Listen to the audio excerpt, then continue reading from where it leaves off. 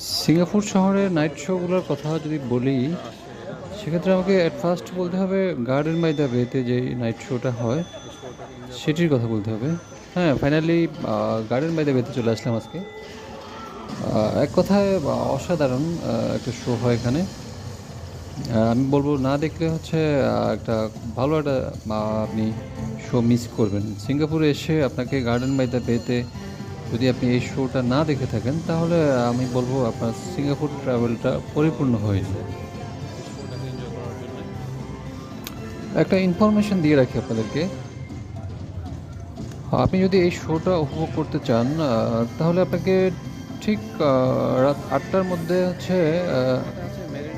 এই garden by the বে এই শোটা দেখার জন্য আপনাকে প্রেজেন্ট থাকতে হবে। জাস্ট টাইম ৮টায় এই শোটা শুরু হয়।